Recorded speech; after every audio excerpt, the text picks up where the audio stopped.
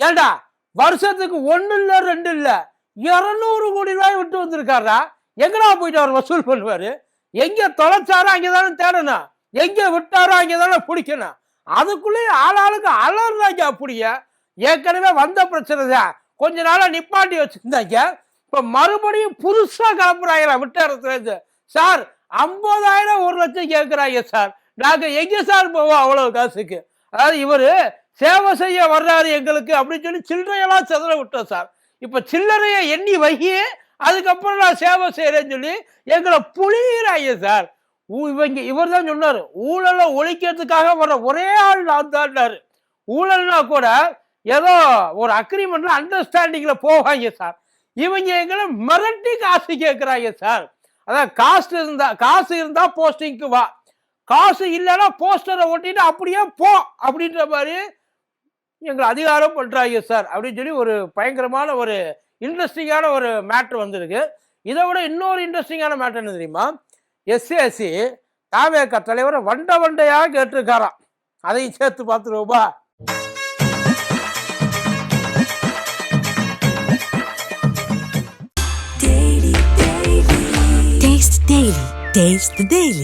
டயா booster சுகரை control பண்ணும், உங்க ஆரோக்கியத்தை மீட்டு தரும். சர்க்கரையை கட்டுப்படுத்துறதுக்கான எளிமையான வழிமுறை, இயற்கையான வழிமுறை. அனைத்து மருந்து கடைகளிலும் கிடைக்கும். மதியம் வணக்கம். இது மதியம் தர்பார். கூத்தடி கோப்பு. ஏண்டா வெறும் 200 ரூபா விற்க வேண்டிய டிக்கெட்டுக்கு 1000 2000 விற்கிறப்ப ஊமச்சாமி மாதிரி உட்கார்ந்து தர்ற உங்க அண்ணன் இப்ப வந்து நீங்க ஊழகிட்டா மட்டும் உடனே ஊதி தள்ளிடுவாரா? இங்க ஒண்ணும் வேண்டாம். அதாவது இந்த இப்போ ஜனநாயகம் படம் வரப்போகுது, இந்த பொங்கலுக்கு வரப்போகுது. முடிஞ்சா உண்மையிலே உங்க அண்ணனுக்கு மக்களுக்கு நல்லது செய்யணும் அப்படின்ற மனசு இருந்துச்சுன்னு வச்சுக்கீங்க, எங்க ஒரு அறிக்கையை விட சொல்லு பார்ப்போம்.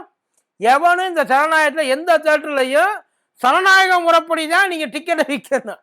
250 ரூபாய்க்கு மேல, 250 ரூபாயே அதிகம் தான், 250 ரூபாய்க்கு மேல 1 ரூபா கூட நீங்க ஏற்றி விற்க கூடாது. இதை நான் வன்மையாக கண்டிக்கிறேன். அப்படி வித்தா என் படத்தை எந்த ரசிகர்களும் பார்க்க கூடாது. முடிஞ்சா சொல்லு பார்ப்பான். முடிஞ்சா உண்மையிலேயே அவருக்கு அக்கறை இருந்தா அப்படி ஒரு அறிக்கை விடட்டுமே. எவ்வளவோ அறிக்கை விடுறாருல. ஊழலுக்கான ஆரம்ப இடமே பிள்ளையார் சொல்லியே இங்கே தாண்டா நடக்குது. இதையே உங்க அண்ணன் உட்காந்து உருட்டி தாண்டா பார்த்து இத்தனை நாள் அதை வச்சு தாண்டா உருட்டிக்கிட்டு இருந்தாரு. 200 கோடி ரூபாய் எப்படி போச்சு? ஆல்ரெடி இப்பயே படம் வர்றதுக்கு இன்னும் ரொம்ப நாள் இருக்கு. அதுக்கு முன்னாடியே வந்து 300 கோடி ரூபாய்க்கு சேல்ஸ் ஆயிடுச்சு. போட்ட காசை வந்து எடுத்துட்டாங்களாம் எல்லா இடத்துல இருந்துமே. இப்போ போயிட்டு உட்காந்து அவர் இந்த அறிக்கையை விட்டான்னு வைய, காசை திருப்பி கொடு, நீ வாங்கினீங்க என்கிட்ட கை நீட்டி நடிக்கிறதுக்கு அந்த காசை திருப்பி கொடும்பாங்க. எங்கே போவார் உங்க நொண்ணு? தப்பா எடுத்துக்காதீங்க. அதாவது எல்லா இடத்துலையும் இருக்கிறது தான், அதெல்லாம் இல்லாமல் எதுவும் கிடையாது.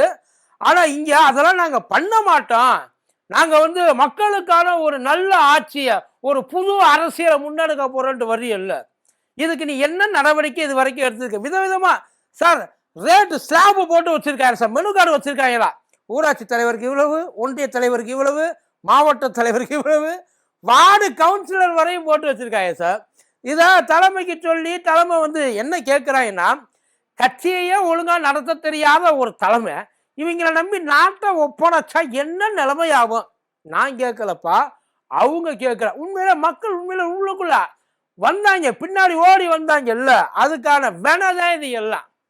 ஆனா இதுல வந்து விஜய்க்கு பங்கு இருக்குமா இருக்காதா? இல்லாம இருக்காது. ஒருவேளை இதுல விஜய்க்கு பங்கு இல்லை, அதாவது இந்த காசு வாங்குற விஷயத்துல பங்கு இல்லை அப்படின்னா அதை தலைமையை வச்சு சும்மா டம்மியா தான் வச்சிருக்காங்கன்னு அர்த்தம். உண்மை அது. என் மேல எந்த கோமும் நீங்க யாரும் படக்கூடாது, சரியா?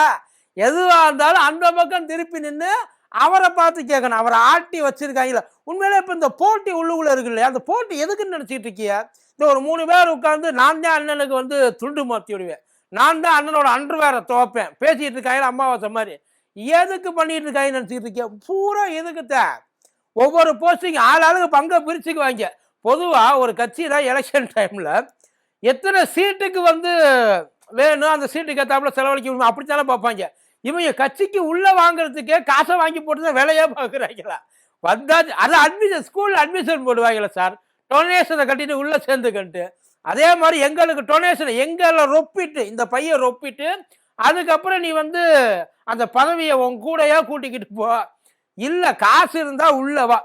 காசை வாங்கிட்டு வியாபாரம் பண்றாங்க இல்ல, விற்கிறாங்க இல்லையா, இங்கு பொறுப்புகள் விற்கப்படும் போர்டு போட்டிருக்காங்க இல்லையா, கிட்டத்தட்ட இது அரசியல் மாமா வேலைம்பாங்க. இதுக்காகவே இவங்க வாழ்றதுக்காக ஒரு கட்சி ஆரம்பிச்சு பாவம் ரொம்ப தள்ளாடி நடத்திக்கிட்டு இருக்காப்புலன்னா பார்த்துங்களேன் விஜய் அவர்கள் தான். இதுல இன்னொரு முக்கியமான ஒரு விஷயம், இந்த 3 பேர் தான் வந்து இவ்வளவு வேலையை பார்க்குறாங்க. இப்போ விஜய்க்கு கெட்ட பேர் முழுக்க முழுக்க விஜயால வரல, அவங்க அப்பா நம்புறாரு. என்னதான் இருந்தாலும் பெத்த பிள்ளைய பத்தி அவருக்கு கொஞ்ச நாளும் தெரியும் இல்லையா, இந்த அளவுக்கெல்லாம் மோசமா இவன் பண்ண மாட்டானு. ஆனா இப்ப பண்றானா, இதுக்கு என்ன காரணம் அவரு யோசிப்பார்ல. இப்படி ஏன்னா ஜென்ரலா பொதுவாகவே வந்து பெருசா தான் உழைப்ப நம்பி வாழ்ந்த ஒரு மனுஷன் இது வரைக்கும். அவர் வந்து அவர் போயிட்டு யாருக்கிட்டையும் போயிட்டு இவ்வளவு ஏன் படத்தை பாருங்க, எவ்வளவு நாளும் கொடுத்து பாருங்க, நீங்க எல்லாம் பார்த்தியா அப்படிலாம் எதுவும் சொன்னது இல்லை. அவன் நடிச்சாரு, இவங்க பார்த்தாங்க, அவ்வளவுதான் முடிஞ்சு. மற்றபடி யாருக்கு எந்த இடத்துலையும் எந்த ஒரு பிரச்சனையும் காசை வாங்கிட்டு நடிக்காம இருந்துட்டான், அதாவது காசை வாங்கிட்டு திரும்ப கொடுக்காம இருந்துட்டான் அப்படிமான எந்த ஒரு கம்ப்ளைண்ட்டும் கிடையாது. தொழில் சுத்தம், தொழில். அப்படி இருக்கிறப்ப ஏன் இப்படி வந்து இந்த இடத்துக்கு இவர் வர்றாப்புல, ஏன் இவ்வளவு பிரச்சனைகள் நடக்குது? எஸ்ஏசி உள்ளுக்குள்ள பூர்றதுக்கு ட்ரை பண்ணியிருக்காரு. ஏன்னா அவருக்கு சார் நல்லா தெரிஞ்சுங்க, ஒண்ணுமே இல்லாத ஆள இந்த அளவுக்கு கொண்டாந்து நிக்க வச்சது எஸ்ஏசி, அதை யாராலையும் மறுக்க முடியாது. அதுலயும் அப்பையிலேருந்து அவருக்கு அரசியல்னா அது ஒரு தனிப்பட்ட ஒரு கைவந்த கலை. எல்லாரையும் அணைச்சு போறது, யாருக்கிட்ட என்ன பேசணும், இதெல்லாம் வயசு அனுபவம் இல்லை, ரியலா பிராக்டிக்கலாவே அவர் எடுத்த படங்கள் மூலியமாவே எல்லாருக்குமே நல்லா தெரியும். அந்த மனுஷன் உண்மையிலேயே இப்ப தாவேக்காவுக்கு உள்ள இருந்திருந்தாப்புல அப்படின்னா இப்ப விஜய் இவ்வளவு தூரம் கேவலப்பட்டிருக்க வேண்டிய அவசியம் இல்லை. இவ்வளவு மோசமான விமர்சனங்களையும் அவர் சந்திச்சிருக்க மாட்டார். அதான் தப்பு பண்றது வந்து தப்பு கிடையாது, அந்த தப்பை பண்ணிட்டு மறுபடியும் அது மாதிரியே வேற வேற தப்பா பண்றது, அதுக்கு அடுத்தடுத்த தப்பா பண்றது எவ்வளவு பெரிய தப்பு. இப்ப அதைத்தான் வந்து எஸ்ஏசினால தாங்கிக்க முடியல. ஏன்னா வரல, அரசியலுக்கு வரலனாலும் பரவாயில்ல, முதல்ல விஜய் அரசியலுக்கு கூப்பிட்டது எஸ்ஏசி தான். அவர் வருவாருன்னு சொல்லி தனி கட்சி ஆரம்பிப்பாருன்னு சொன்னது எஸ்ஏசி தான். அப்படி சொன்னப்ப எஸ்ஏசியவே விலக்கி வச்சுட்டாங்க. எனக்கு எங்க அப்பாவுக்கு எந்த சம்மந்தமும் கிடையாது, எங்க அப்பா வேற நான் வேறன்னு சொல்லி அறிக்கையே விட்டாப்புல. அவர் பேசுற பேச்சுக்கு யாரும் என்கிட்ட வராதிங்கன்றார். அப்பேற்பட்ட ஒரு விஷயம்லாம் அங்கே நடந்துச்சு, எஸ்எஸ்சி கிட்ட நடந்துச்சு. அதுக்கப்புறம் என்னமோ தெரியல, யாரு சொன்ன ஐடியான்னு தெரியல, கட்சியை ஆரம்பிச்சுட்டார். இப்போ அவர் கட்சியை நடத்துற விதன்றது உண்மையிலே ரொம்ப என்ன, ஒரு நல்ல பஸ்ஸை கேவலமான டிரைவர் கையில் கொடுத்தா எப்படி இருக்கு அந்த மாதிரி ஆகிப்போச்சு. அடிச்சு பின்னி இந்த சங்கர் படத்தை கொண்டாந்து இடிச்சு மோதி புதுசாக தான் வேணும்னு சொல்லி மோதி சாவடிப்பாங்க இல்லை, அதே மாதிரி கொண்டு போய் இந்த தாவேக்கான்ற ஒரு நல்ல வால்வோ பஸ்ஸை இப்போ இந்த ஹைதராபாத்தில் ஒரு பஸ் இருந்ததை பற்றி அந்த மாதிரி ஆக்கிவிட்டாங்க. எவனோ ஒருத்தன் பண்ணுற வேலை. ஆனால் அது ஆள் யாருன்றது ரொம்ப நல்லாவே தெரியும். விஜய்க்கே நேரடியாக வந்து அவர் சொல்லியிருக்காப்புல, இவங்க பேச்சையெல்லாம் கேட்காத, சொந்தமாக முடிஞ்சா முடிவெடு, சொந்தமாக முடிஞ்சா இவங்க நல்ல ஆளுகளாக கூட வச்சுக்க. அவருக்கு என்னைய வச்சுக்கன்னு கூட சொல்லலையா, நல்ல ஆளுகளாக கூட வச்சுக்க. அவங்க சொல்றது அத கிரவுண்ட் ரியாலிட்டி என்னன்றதை தெரிஞ்சுக்கிட்டு அதுக்கப்புறம் நீங்கள் எல்லாத்தையும் பண்ணுங்க. முட்டாள்தனமாக பண்ணி நல்ல எதிர்காலத்தை வேஸ்ட் பண்ணிட. உண்மையிலே விஜய்க்கு ஒரு நல்ல எதிர்காலம் இருக்கு அரசியல், உண்மையிலே இருக்கு, இல்லைன்னா யாரும் மறுக்கலாம் முடியாது. ஆனா இப்போதைக்கு இருக்கான்னு கேட்டீங்கன்னா கிடையாது. கொஞ்சம் கஷ்டப்படணும், எடுத்தோன்னே வந்து எப்படி ஏறி உட்கார்ந்து இருக்க முடியும்.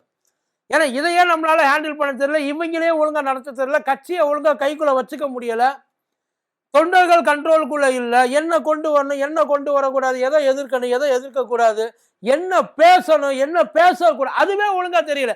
அதெல்லாம் கத்துக்கிட்டு போக அதான் இப்ப பண்ற தப்பெல்லாம் தப்பே கிடையாது. ஒண்ணு அவரோட ரசிகர்கள் எந்த அளவுல இருக்காங்க தெரியுமா? ஜனநாயகனோட அந்த பாட்டு இருக்கு இல்லையா, அந்த பாட்டு ஒரு தியேட்டர்ல போடுறாங்க, ரிப்பீட்டு கேட்குறாங்க, ரிப்பீட்டு தியேட்டருக்காரன் போட மாட்டேன்ட்டான். அது ஏன் காரணத்தில் போட மாட்டேன்ட்டான். அப்படி போடலைன்றதுனால அந்த கட்சி தொண்டை வெளில வந்து என்ன சொல்ற, விஜயோட ரசிகன் கட்சி தொண்டன் எப்படி என்ன வச்சுக்கலாம். இது திமுகவோட திட்டமிட்ட சதி. எங்க அண்ணனை பார்த்து இவங்க பயந்துட்டாங்க சார். இவ்வளவுதான் அவங்களோட அறிவு, உண்மைதான், இவ்வளவுதான் அவங்களோட அறிவு. இதுதான் பிரச்சனையே அங்க. இதையெல்லாம் ஒழுங்கா விஜய் வந்து ஏன் பண்ண முடியல அப்படின்னா அவருக்கு நல்ல யோசனை இல்லை. உண்மையிலே அதான் அவங்களுக்கு ஒரு கட்சி தலைவரா இருக்கிறவர் எல்லா விதத்திலையும் எல்லா இடங்கள்லையுமே வந்து அவர் பவர்ஃபுல்லா இருப்பாரு, ரொம்ப பிரைட்டா இருப்பாருலாம் கிடையாது. அவருக்காக யோசனை சொல்றதுக்கு, அந்த இடத்துல அவரை ஒழுங்கா நேவிகேட் பண்றதுக்கு ஒரு ஆள் வேணும். என்னதான் வந்து யோசனை சொன்னாலும் நேவிகேட் பண்ணாலும் கடைசியில தலைவரோட முடிவு தான். ஆனா அந்த யோசனைகள் இருக்கு இல்லையா, அதை ஒழுங்கா சொல்றதுக்கு ஆள் இல்லை. முக்கியமா எஸ்ஏசி இந்த இவங்களை கலட்டி விடுன்ட்டாப்புல. இவங்க உன் பக்கம் அதாவது நீ சொல்றத மட்டும்தான் அவங்க கேட்கணும். அவங்க சொல்றதை நீ கேட்கக்கூடாது. நீ இன்ஃப்ளூயன்ஸ் ஆகக்கூடாது. அவங்க பேச மட்டும்தான். உனக்கு சொந்தமா மூளையே இல்லை, அதை எடுத்து வச்சு நான் சொல்றத மட்டும்தான் நீ கேட்கணுன்ற லெவல்ல அந்த அளவுக்கு கட்டுப்பாட்டில் வச்சிருக்காங்களா விஜய. அதை நினைச்சது எஸ்ஏசி ரொம்ப கவலைப்படுறாப்புல. தெரியல, இருக்கலாம், பத்த மனசு இல்லையா, அது அப்படித்தான் கொஞ்சம் பதறும். இருந்தாலும் இவ்வளவு தூரம் வெறும் பெத்து போட்டு அப்படியே போகல இல்லையா, அவருக்குன்னு ஒரு உருவாக்கி கொடுத்து அவரை பெரிய ஒரு ஆளா உருவாக்கி நினைக்க முடியாத ஒரு இடத்துல போயிட்டு ஒரு இண்டஸ்ட்ரியில உட்கார்ந்துட்டு இப்ப மறுபடியும் அவரை இறக்கி கொண்டாந்து கீழே அடிமட்ட அளவுக்கு கொண்டாந்து இதுவரையும் அவரை பார்த்து அவரை யாருமே பெருசா பேசுனது இல்லை சார். ஏன் தலைவா பட பிரச்சனை வந்தப்ப கூட அவர் பக்கம் தான் நின்னாங்க. டைட்டில் போட்டது ஒரு தப்பாடா, டைம் டு லீடுன்னு போட்டது ஒரு தப்பாடா, அதுக்கு போயிட்டு இந்த பாடுபடுத்தி வச்சுட்டாங்க. அதெல்லாம் அவர் சைட்ல இருந்தது. ஏன்னா அதுல அவர் கிங்கா இருந்தாப்புல. ஆனா ரியல் லைஃபுக்கு அது உள்ள படத்துல இது வரைக்கும் நம்ம நடிச்சதெல்லாம் உண்மையிலே நெசத்துல நடக்குதுன்றப்ப படத்துல டீல் பண்ற மாதிரியே நம்ம டீல் பண்ணலாம் அப்படின்னு நினைக்கிறதெல்லாம் முடியாத காரியம்.